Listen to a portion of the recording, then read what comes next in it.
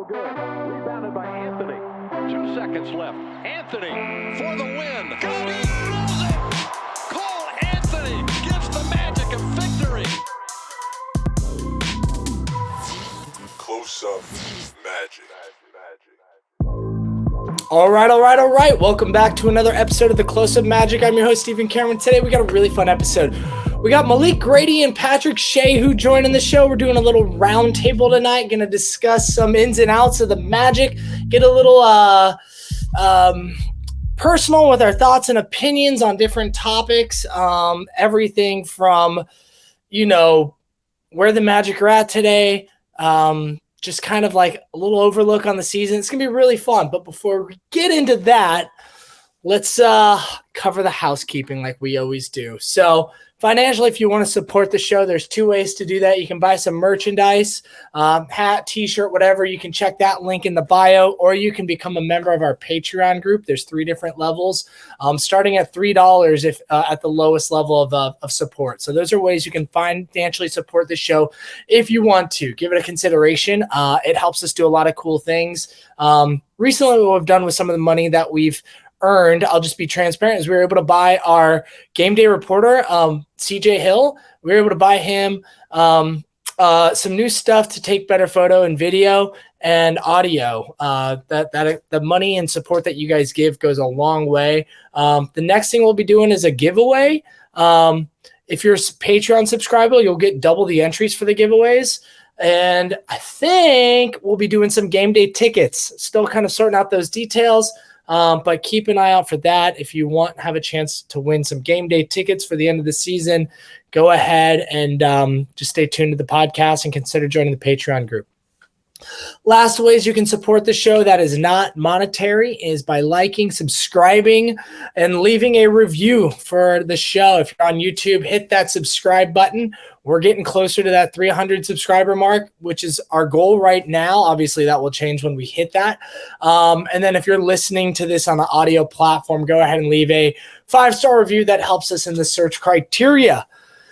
So, all right, with all that being said, we are recording this on March 7th, Tuesday, right after the Magic just got their asses handed to them by the Milwaukee Bucks, 134-127. We'll get into that a little bit later, but before we get into those specifics, let's bring up our guests to the show. Welcome, Malik Grady and Patrick Shea. How's it going tonight, guys? Welcome. It's good to see you, man. The winter beard is coming in nicely. I got to say, it's definitely it's that type of year. I got to say, it's honestly just me being pure lazy. I wish it was shorter, to be quite honest. I woke up like this. I got it. It's all natural. Like yes, sir.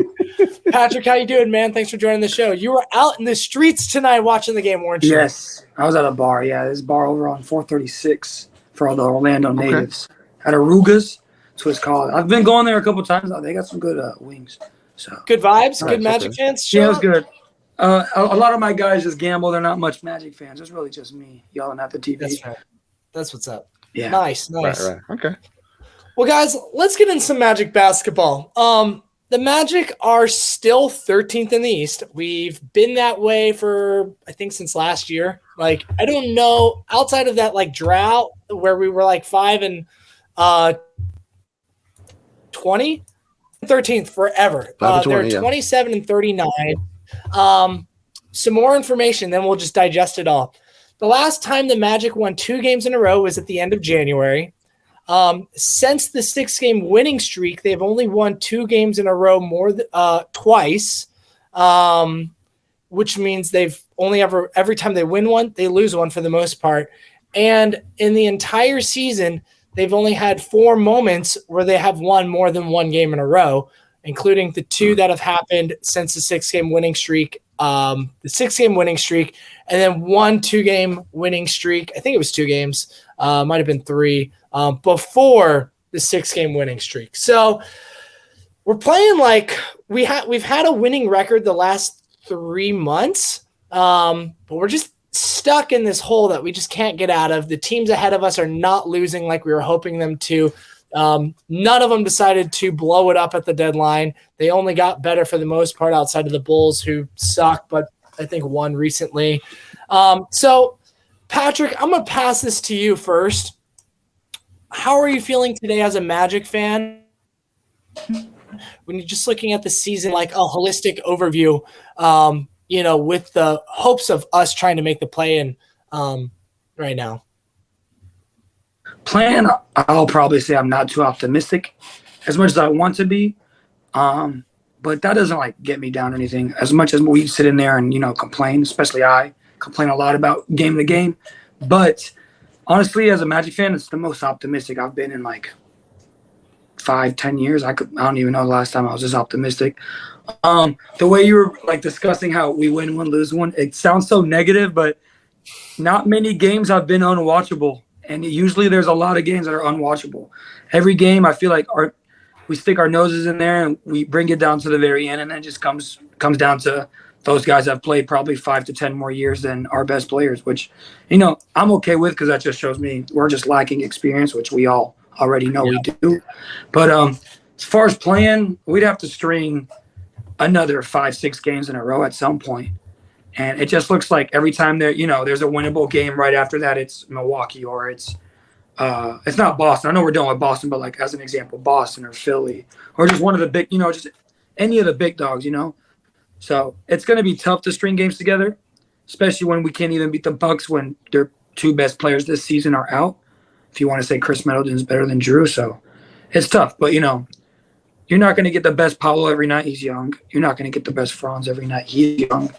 And then for the rest of the guys, they're in and out of the lineup other than the guards, really, who have been relatively healthy the last couple of months. So, I'm optimistic for the most part, even though every game is a little frustrating. But now, Patrick, before I give my response and pass it over to Malik, I want to ask you one more question.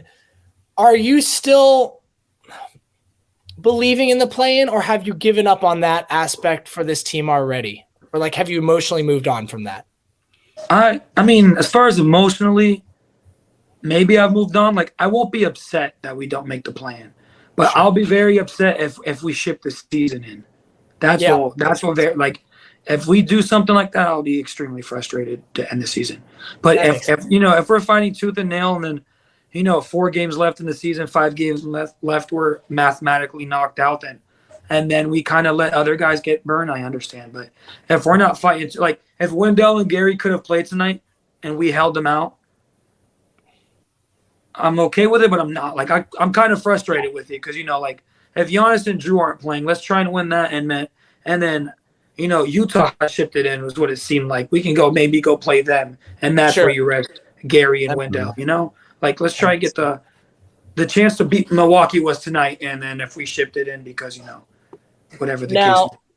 Now for me, I personally never thought we were going to make the play-in like since December. That was just where my feelings were. Doesn't mean I was like thinking this season was bad or whatnot. There's too many things in front of us that didn't make sense. And so I'm not emotionally like attached to the play-in right now, but I do think we're in a good spot. We're winning a lot. We've had, not currently, we just lost, but we've had 3 months of above a 500 record, which is really nice. And like I agree with you, it's the most exciting this team has ever been in a really long time. Now, Malik, I'm going to pass it to you.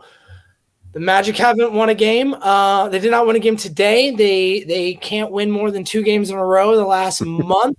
Do you still have hopes for the play-in? Are you emotionally attached there? Have you let that aspect go? It feels like, and the reason why I'm asking it this way, fellas, is because it feels like online, through other podcasts, through other conversations I've had like with friends off the Twitter sphere and just other areas that I talk about this team, feels like a lot of people have made a transition recently. So I'm just trying to see if you have made that transition already, or maybe you made it sooner, or maybe you're not ready to make it yet. So Malik, what are your thoughts, man? Well, it's a weird place to be. I find myself having a lot of almost like fractured psyches where from game to game, from quarter to quarter, I end up shifting and having a different seat. I'm like, well, the draft is here. Well, we want to have competitive games. Well, we want to get some young guys some looks. Well, it's about development. Well, what's Mosley doing? And think back to two things. One, the entire year, my hope was that down the stretch that almost all the games this year would be competitive or in a position where the team was at least in position where every game mattered. And I think we're on track for that for the most part for the rest of the year. Number two, I think back to last year, late March, I took my daughter Alana to see the Magic, and they lost an overtime loss. And I remember telling her, I tried to make it eloquent. I was like, the thing is, Alana, I was like, even when we lose, we kind of win because our record means we're probably going to get a better player in the draft. And then later on, I explained to her about the number one pick and Paolo Banchero and Chet Holmgren, all that kind of stuff. So it was a real kind of education, getting her to understand what it meant to want to win, but also want to build for the future at the same time. So I kind of taught her how to hold two things in her head at the same time as well. So that's kind of where I am on any given night. Like when something good happens, it means something kind of bad happens. But for the most part, I'm happy with where we are in the lottery, in our draft standing. I'm happy with where we are in terms of development. I see guys doing some of the right things. I'm also frustrated. There are some things that I'm like, man, I can't wait till this changes. I can't wait till we do things differently. For one, I'm very much ready to be in the top 15 in offense somehow. I want to go full in, and spend some money and get an offensive engine to add to Paolo and Franz. I know that we'll somebody talk about that later on, that kind of thing. But it's just a very interesting time to be. I'm definitely engaged, but I am feeling that the end of the season is nigh. My regular season for my college teams has ended, and definitely in a transition where I'm looking more at college things. I'm listening to more kind of draft podcasts and draft analysis, that kind of thing. I haven't given up the rope, and I think only the team has either, but I do see even them a little bit of exhaustion that's kind of setting. They're like realizing, okay, this is where we are. The B team from Milwaukee comes in and they kick our tail. And they're not doing it just because of the refs, not doing it just because of the rotations. They're doing it because they're flat out better than we are. And there's a real kind of acceptance and kind of like almost like a rite of passage where you have to kind of grow up as a fan and as a player to be like, what do I have to do to get better in this? I think it's ultimately good for the fandom and good for the team, but it is a little bit tough and a little bit tiresome. It gets a little bit old, but there is a kind of there's light at the end of the tunnel, so to speak. So that's kind of where I'm at right now. Overly good, but it does hurt some. Totally, yeah. So yeah, I feel like you hit the nail on the head for me on one aspect where you're like, my thoughts and processes change on a regular basis. You didn't word it exactly like that, but like, one moment I am like screaming, give Caleb Houston more minutes. Next moment I am like, why is Caleb Houston getting those minutes? Put Chuma in. The next moment I am, all right, let's let them continue to have fun with this bowl experience. Most moments I'm like, Bol should not ever be on the court ever and like get him off the team. And it's just like, I have that like moment to moment, quarter to quarter, game to game emotional roller coaster of what I think. I do think what's been consistent for me though is, as you had mentioned it too, and I think Pat, you did as well, is like, the importance of playing high pressure games at the end of the season. Even if we didn't make the play in, like, that's just like, that was my goal as well for this season is high pressure games. Let's not fold. Kind of seems like we're getting close to folding. I do wish we were like one or two games. I mean, obviously it'd be amazing to make the play-in, but if we weren't going to make the play-in, I wish we were like a game or two closer so the pressure was still there, just a little bit harder than what it is now, because it does feel like it's starting to slip, at least fandom-wise. I'm not sure if it's slipping in the locker room quite yet. As we accept reality with the play-in, we also have to accept reality with like some roster stuff that's recently happened where it's like, cool, we had a really good stretch of some health, right? Like solid 3 weeks where like everyone was healthy. And then, we just lost JI for the whole season. That announcement came out like 2 or 3 days after we released the last episode, which is a bummer because it was fun to watch him play. And now it kind of just feels like he's not a part of the future. or how can you count on him to be a part of the future? At least that's my sentiment. We also don't have Wendell Carter and Gary Harris the last 2 games. So like the injury bug is starting to kind of catch back up. Franz exited the game super early a few games ago with a rolled ankle. Granted, he came back the next day or the next game play. He's doing fine.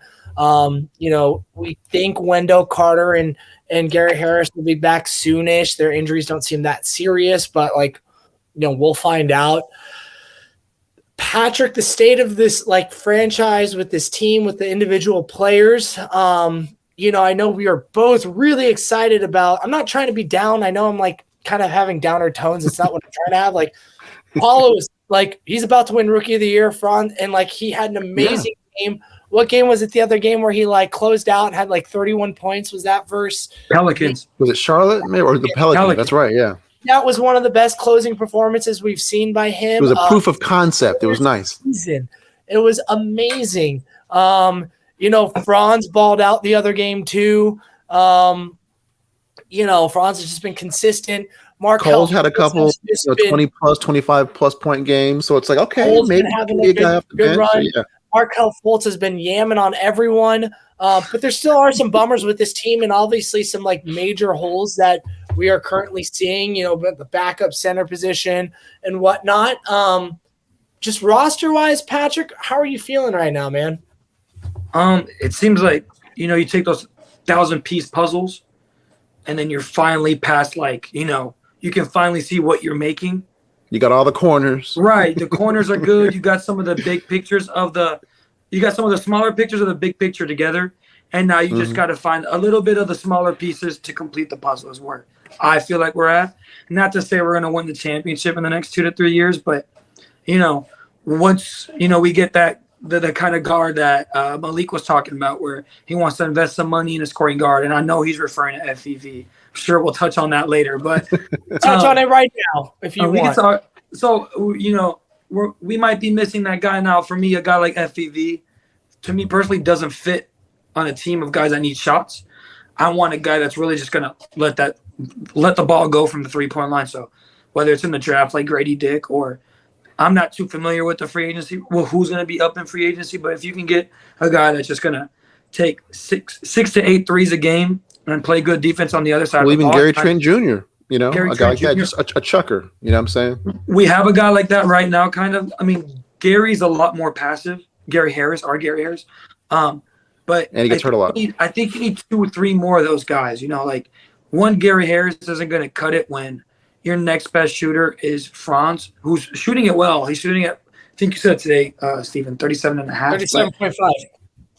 You need 3-4 of those in today's NBA, especially with guys like Paulo who are going to get doubled. And when Markelle struggles to shoot it already. So if you're going to move forward with Markelle, which I prefer to, you have to get shooters around him, whether Wendell has to get his 3-point shot up or you got to go find a center who's going to hit him and just play defense. We got to have guys coming off the bench that are just ready to shoot. Because, moving forward, we don't need a second unit 5. You need guys off the bench that can play with the first unit.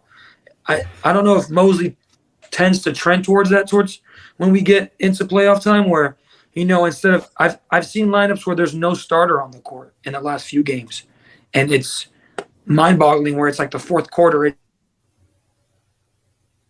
It's 10 minutes left in the fourth, and I don't see a starter. That can't happen moving forward. So it seems like he's trying to go to the 9-man rotation a little bit, but not like tonight when guys are in and out and foul trouble and stuff. He's had to move it back to 10, and it has been ungainly, like you said, where the times you're wait, who's on the court?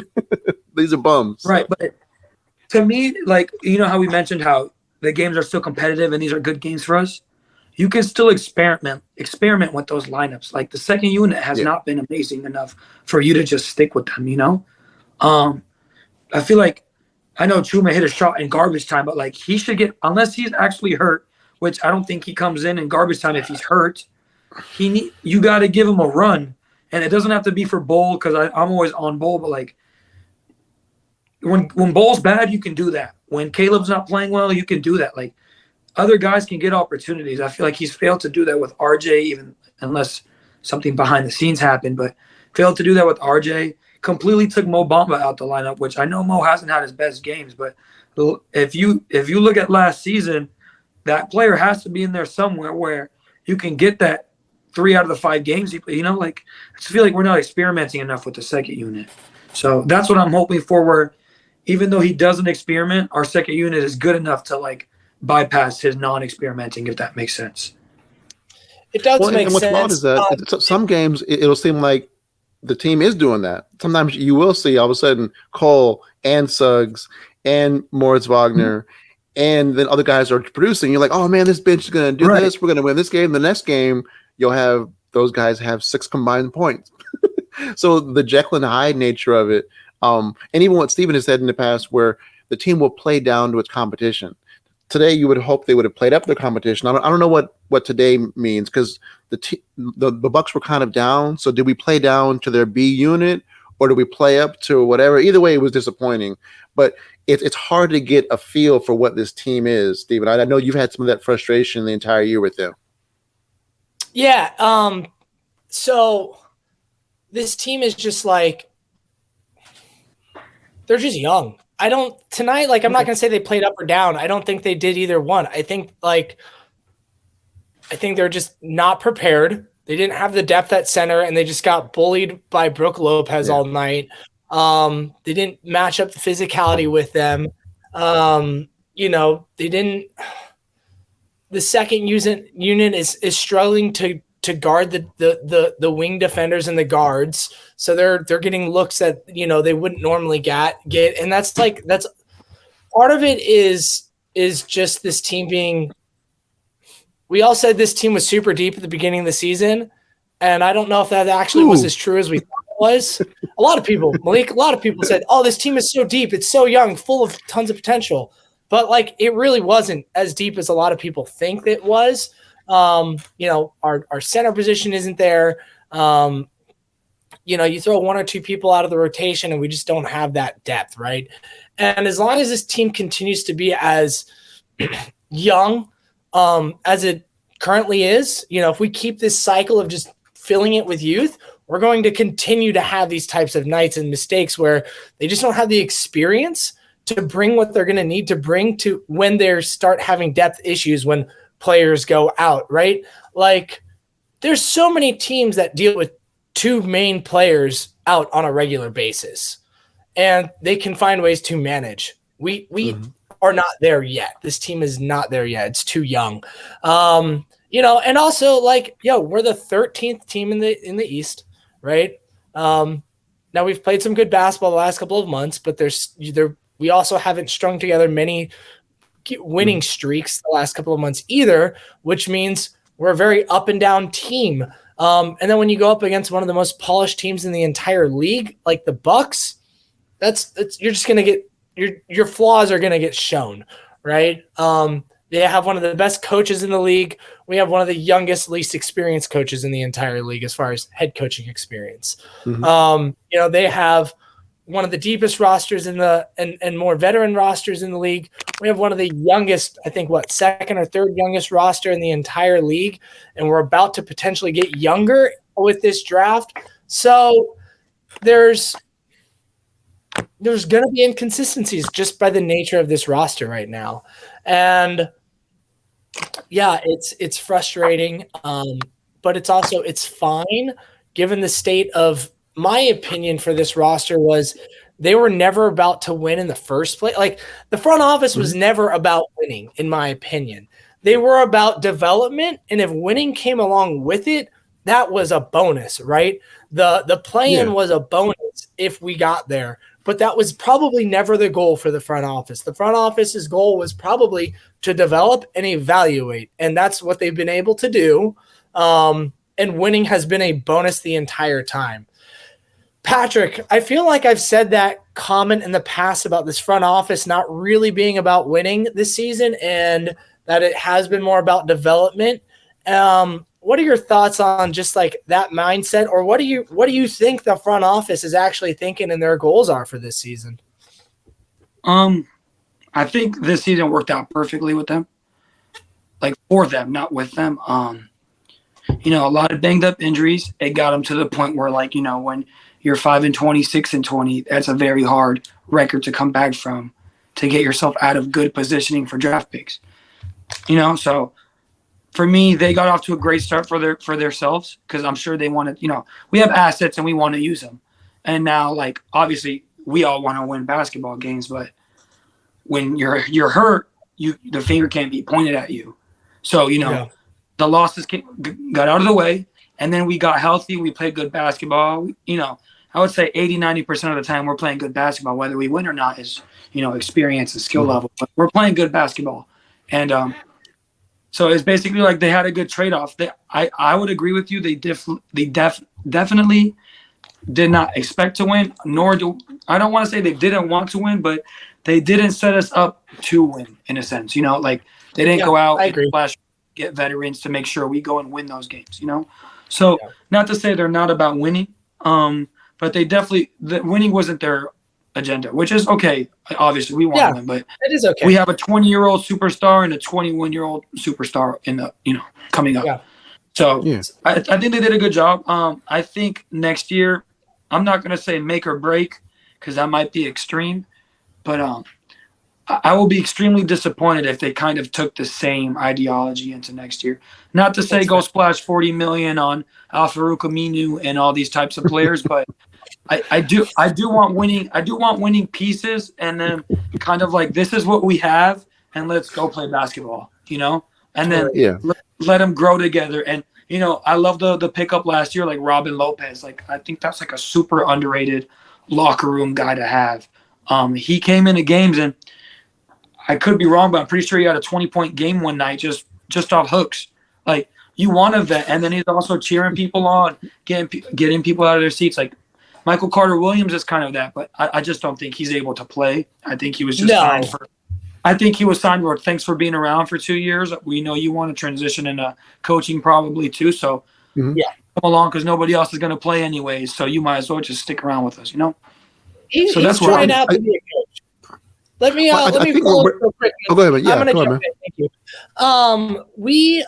Patrick, I want to follow up one last thing because I do feel like I'm phrasing a lot of these things as like a negative when I'm trying not to. It's just organically how it's coming out right now. So my follow-up to that is, what do you think this front office is going to feel like was the most successful thing coming out of this season that went to their plan? They solidified a top 6 pick. I'll be safe and say top 6, right? I'm not sure. We can fall back, I think, to 8, but knock on wood or whatever. Hopefully we don't. But they solidified probably 2 lottery picks, and they also solidified their 2 best players moving forward. That's the biggest one. Yeah. And I think we kind of had the perfect season, even though you either want playoffs or you want the number 1 pick. Anywhere in between kind of is not fun. But they solidified, I say superstar loosely. Like, I don't know if Paulo's going to average 28 one day and Franz average 25. But, in a sense, you have a Jaylen Brown and Jason Tatum. Not maybe they won't achieve it, but you have those 2 guys. 2 power wings, yeah. Right, you got those guys. And on top of that, you have 2 lottery picks. And you have assets like Jalen Suggs, Markelle, Cole, Wendell. Like, they're all movable. Not to say I want to move them, but they're all movable attached with those picks. And if you wanted to go get that star guard, whatever you want to do, you can potentially go and do that. I haven't heard any star guard disgruntled other than maybe a Bradley Beal, but I'm not too fond of him to come to the Magic. I love Brad, but not for the Magic. But other than that, you're in a good spot. It might get tricky if you use all your picks, then I think you really have to consolidate that. But other than that, I think we've had a really good season. That's barring a 10-game losing streak where I'll be in the group chat every single night crying. But other than that, we've had a successful season. I just want to see good games from Paulo and Franz from here on out. That's really it. And Jalen. Markelle, I know what he is. And exactly. Well, and I was going to say earlier, Steven, I know you were saying that you feel like the bench is just too young to really get some things done. For me, it's not so much about youth. It's about actual high-level talent and even high-level, being able to give what you need to, whether it's elite athleticism or rebounding and stuff. Like, you have too many guys that are just kind of, are they even NBA rotation players? I mean, you look at Bol, who I've enjoyed as a Flyer, Moritz Wagner, Chuma, even Caleb Houston. Some of these guys, they're fine, but these aren't like. I don't think these are like diamonds in the rough where we're going to blink and all of a sudden these guys are like, oh my gosh, this guy can produce against any team. Put him with the Warriors bench. He raised them a level. It's like, no, these guys are guys that maybe together you're going to get somebody there. And that's where I'm looking to improve that bench where and even the starters a little bit, where you have someone who's actually going to elevate you to the next level, where a guy comes off the bench and he's just an incredible rebounder or an incredible shooter or a real game changer defensively, which you have sometimes in Cole and Suggs. Those are the two guys that at least maybe have some elite skills. Cole as a scorer and Suggs as a defender, but it's not enough. Most teams, Moritz Wagner wouldn't play. He'd be a guy that he'd be the human victory cigar in a 15-point win, would come in and Moritz out the German hammer, guys, and you've won a free pizza. Everybody gets a donut, type of thing. But instead, this guy's starting for us, bro. So that's what I want to see. Next year, where we actually have some guys off the bench where people are like, oh snap, I can't wait till the bench comes in because this kid is coming out and he's just balling. Whether it was like last year with Tyrese Maxey or other guys, other teams, they have their young stars come off the bench. We don't have that yet. It is coming. It's smart to do it slowly because, again, like you said, right now we're on track for the 5th pick and maybe the 7th pick, which is unheard of to add to a team that at times has, like since January 1st, has been in the net top 4, top 5 net team in the league. So it's very exciting, but it is tiring. It is exhausting, that kind of thing. So, Patrick, given the fact that we're about to be in the off season pretty soon, we've brought it up a couple of times. We have 2 picks. We have roughly $23 to $25 million in cap space, assuming they pick up, Gary Harris's option, which with them not trading him makes me think they're going to pick up that option unless this injury is just really bad.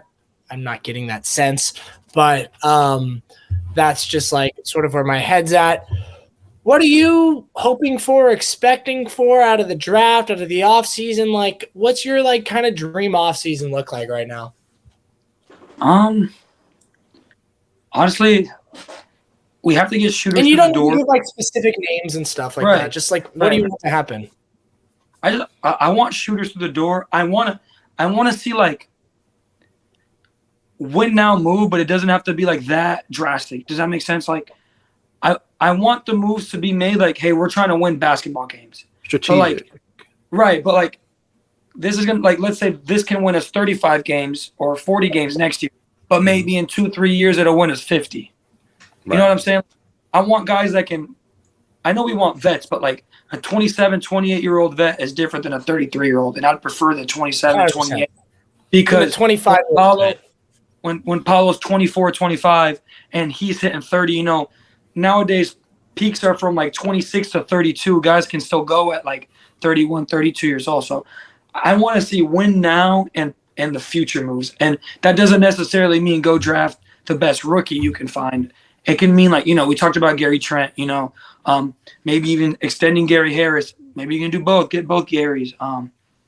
As far as that, I need shooters and bring back Gary Clark too. While we're at it. Excuse me, I'll take Gary back. I'm okay with Gary. I'm gonna play hard, but he couldn't see the floor for my liking. But I think we have to address the big man position too, which is weird because we went from a plethora of bigs to no bigs, kind of, sort of.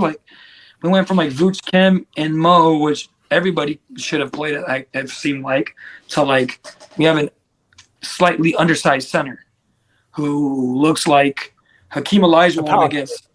Yeah, he looks like Hakeem Olajuwon in some bigs, and then he looks like a power forward against others. So I think you have to. And he's maybe wearing down physically a little bit too. Yeah, for sure. No, definitely.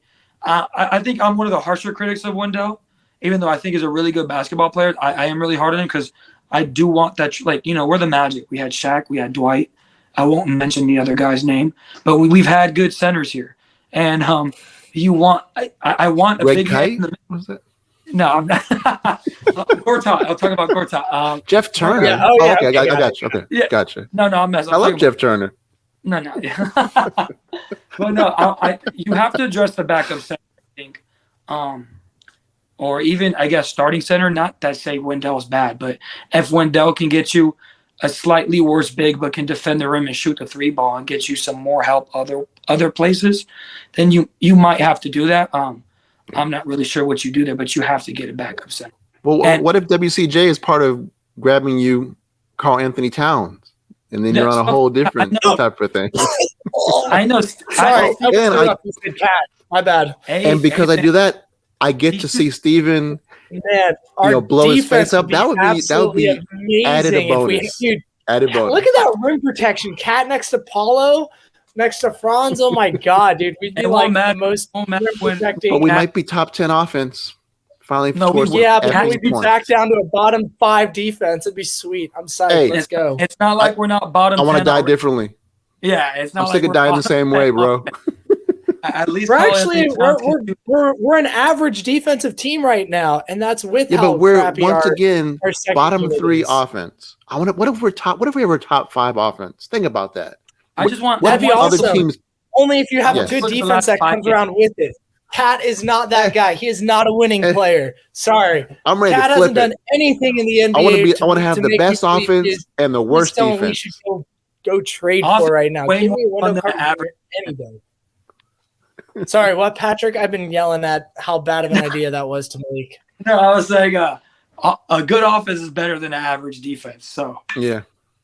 We won't even be Oh, average man. at defense. I'll tell you what. We'll be- If a miracle happens and Ji is back, then you can make that Cat move because Cat. That's it. That's it. There you Cat, go. Ji. We need him to be completely healed. Completely healed. Completely healed. I mean, and if we touch on Ji for a little bit, his injury is only 6 to 8 weeks. The season's just Yeah. gonna. I'm not sure if we'll He- touch on him. I think the panic over him is just PTSD.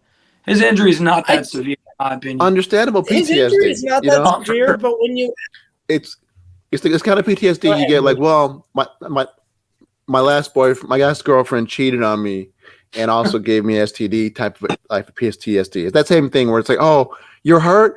My last boyfriend said he was hurt, but really he was off with his real family, and that's how it feels with JI. You're like, I mean, damn, bro, it's- what are we doing? it's more so trust, man. It's not that it's a serious I don't injury. trust It's him. that the serious injury came from, or like, it's the injury came after 11 games playing, not 11 playing minutes. back to backs, getting rested at 11 minutes a game, and he hurt himself during a practice. Like, that's where the concern is. It's not that he's not going to be able to recover from this. It's that he might recover from it, but how long is it until the next injury happens? Like, will he ever be able to play more than 12 minutes a game? If not, then at some point I'm glad it you was in gotta, practice. so I'm glad it was in practice because remember last time it happened on the court, he was on the ground in a wheelchair. We can't have another video moment of him getting hurt. If he's not going to play again at some point, it needs to happen off camera, like when you have a TV show and the guy got written out because something happened, and then the next season you got a brand new JI. We need to have freaking Franz Wagner with his hair up like that. Wait, is that the new JI? Yeah, that's the new JI for season 5. That's what we need to happen. We can't go through another traumatic on the court injury with JI. I'm sorry. I think what's cool, since we were talking about offseason, this might be the first one that everyone's healthy, right? I think Ji should Except be healthy. for No, but he should be. I think He should be healthy for the offseason. Yeah. he should be. Yeah, he he should be back into April if that timeline's correct. And then obviously you take your breaks anyways for offseason. He should have a 80-90% offseason. Jalen, I know his ankle still bugs him, but hopefully he doesn't His need whole ankle. body. Yeah. So, I mean, if Jalen Suggs comes back shooting 35% from 3, his jumper is pretty. I'm telling y'all, it's there. So if he can come back from an off season, the issues become smaller if our players progress. Yeah. We If don't have Jalen to Suggs comes back either completely bald or with the hair plugs, one or the other. Y'all got to pick a side. He's got And it. y'all can't tell him nothing. I'm telling you, man. Y'all are too hard on Jalen with his hair, man. No. The man live his life. No. Hey, It's gonna As be someone beautiful. who is He gonna have some who's plugs, dog. going through the balding thing, you let them keep it as long as they want to keep it. Until you go Absolutely. through it yourself, you'll never understand. You'll never understand. Anyways, We've let's been talk about cursed. basketball. I not bet it's people's until hair. Jalen. Thank you. Back to This basketball. is personal.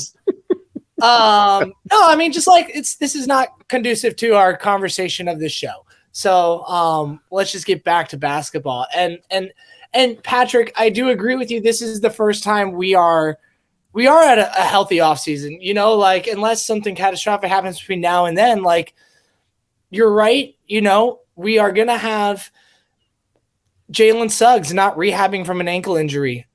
You know, Cole Anthony, who's had all his healthy off seasons, he's going to have another healthy offseason to take another step, hopefully, if he can actually make a step. You know, Paulo Hopefully going Wendell. into year 2 is going to be really nice. Healthy Wendell, if he's not having off-season surgery on his foot or resting it for the entire summer because it flares up every other day, is going to be really nice. Sorry, I had to get my Wendell dig in there with his foot. Yeah. That's Well, and last Right. year, Moritz Wagner had his kind of foot injuries he had to deal with for Germany. Yep. So We won't have Franz playing overseas. I don't think there's FIBA stuff going on this summer like that. So it's like there's gonna be a lot of opportunity for these guys to just like focus on development. Like I know a lot of people, you know, Jonathan on our group chat, and a lot of people are getting annoyed with like Paulo sometimes like not seeing opportunities to pass the ball and make the extra pass. And like, man, he's gonna have this whole summer to kind of like work on that kind of stuff, which is really cool. Mm-hmm. So I'm looking forward to it. Malik, what's your ideal offseason look like, man, going into next year? I know you got thoughts. yeah, well, I want everybody to be healthy. Well, one thing I'd like to see this be the first to me off season with Bol Bol with the same team healthy. I want to see him because if he can just get 10%, 15% better, can he be an NBA level rotation player? The answer is probably no, but it's possible. He's on basically a free contract. He's shown glimpses of being a very efficient offensive player, and he has the dimensions that should be a disruptive force defensively. Again, I'm not necessarily like betting on it, but there's no reason why he can't make subtle improvements. Also, he's one of these guys who's like almost like a bad body athlete. It looks like you like, has he ever seen a gym? Like his body just looks very kind of skinny, flabby. Can you have an off season where this guy gets leaner, gets a little bit stronger to be able to do some things? So that's number one. I want to see what this guy can do. He's on a free contract. He's a complete flyer. I want us to use our resources the right way. I don't want to piss away the second round pick. I want to use both first round picks, maybe stash somebody overseas. I want to use the actual money for the best player we can get, maybe plus picks, to add somebody who can be a third offensive scorer, that kind of thing. And then come into the fall where it's like the team identity is set. I mean, not saying everything has to be cut because you're probably going to have rookies, but I'm really looking forward to us being like, hey, I know where this team is going. We drafted a do everything small forward, and we drafted a sweet shooting, kind of 2-3 guy. And that plus Paolo and Franz and this other young guy we have here, that's who we're going to be. Because right now, we've always, for years now, we've been like, well, we're not really sure we're going to be. Well, if we ever get an offensive engine. Well, if Marco Fultz ever comes back right, hey, what if he's going to shoot threes? I want to know that there's that path to where we're going to be at and be able to walk it. So that's what I want. Spend the money, actually use the picks wisely, get guys healthy, like Steven said, and see what happens in the fall. And then just open up the back door of the bandwagon and let everybody jump in, all the League Pass people, whichever way they look at League Pass, have them come on board and have a year could be really special. I mean, really, really special. I mean, we could have Chloe at her first game. We could have some games to remember for ourselves where these Paolo in his second year, Franz in his third year. I think things could be really something for a team that could all year actually be in the playoff hunt, not just, hey, if we win 10 straight, and Indiana loses men's 10 straight, we'll be in the playoff. None of that. Like actually really being a playoff team the entire year. So that's what I'm hoping / expecting. I think we can have some special times with some friends that we've gotten to know through this dark times that we wouldn't have had otherwise. So I'm excited for that. I don't think we're going to be in the playoff hunt if we get younger with 2 more rookies, to be quite honest, but that's probably a conversation for another podcast. It's the draft talk and building that way is, I'm going to save that for another show because we don't have enough time. We've already been rolling for 45 minutes. Patrick, I'm gonna ask this question to you, then I'll ask it to Malik, then we'll wrap up. What are you hoping to see the remainder of this season before it wraps up for the Magic, and we move on to the playoffs?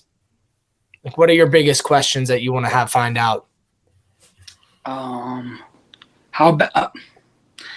bad do these guys want it? Because they play hard, but I just want to see fight. I want to see adjustments.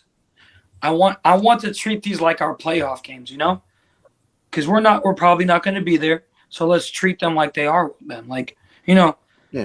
Don't cut the rotation to 8 players and leave people out. But, we should be fighting for our lives every game. I'll give tonight as an example.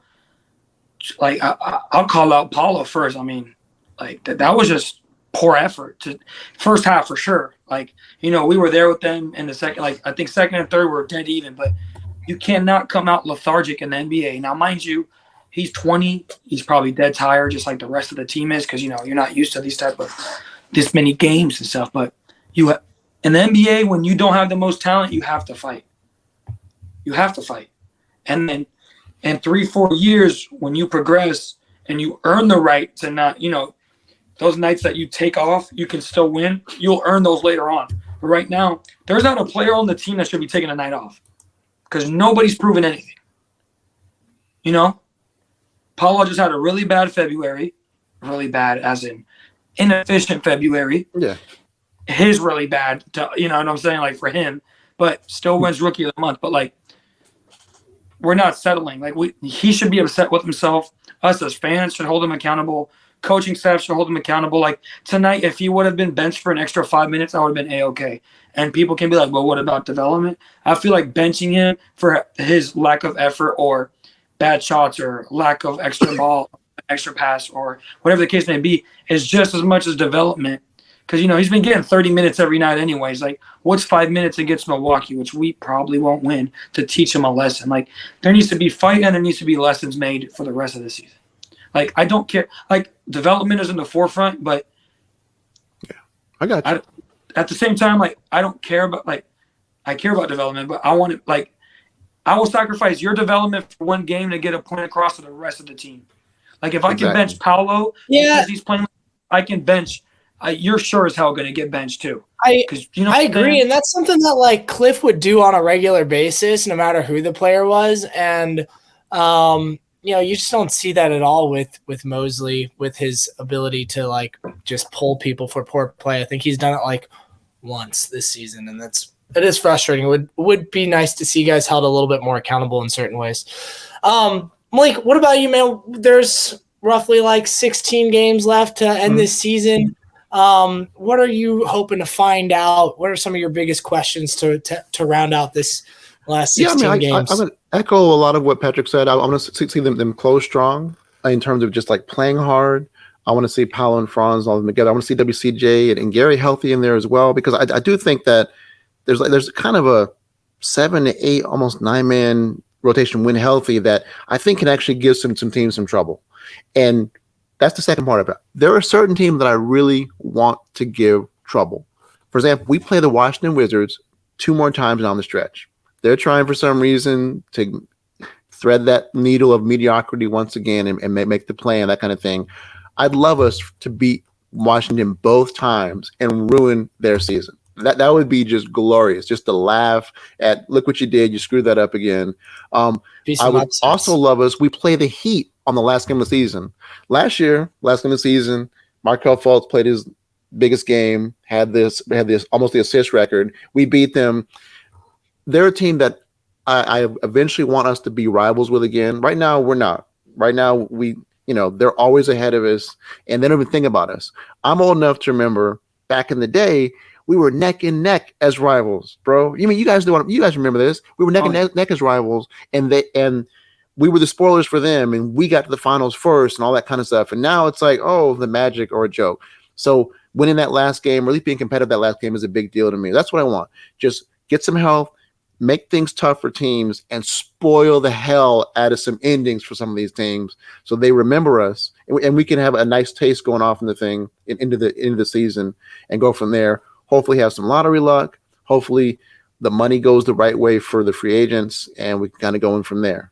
Because I think as we win as a franchise, I think some of the fractures that we've had in some of our fandom as to where we should go and what has happened, I think a lot of those things are going to be healed. A lot of those things are going to bring us together.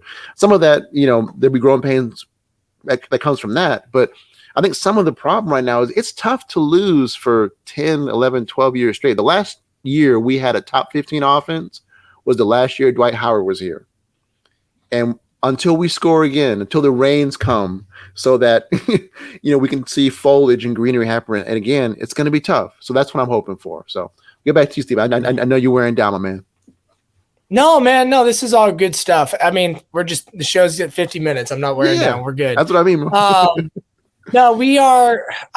For me, I've asked this question to a lot of people over the last couple of weeks, and mine's staying the same. I want to see this team end the season healthy. I want to see them continue to play in meaningful games, high pressure games.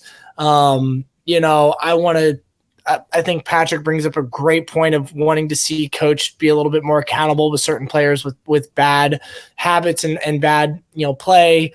At this point, let's continue to, gosh, I say all this and saying I want to win and all this and play high pressure games, but then I'm also let's run Chuma and Caleb out there for multiple games at a decent clip, and Goga too, at a decent clip, and let's see what these guys actually have, right? They're on the team. They're probably not going to be on the team much longer, but let's what a rousing endorsement. They're on the team.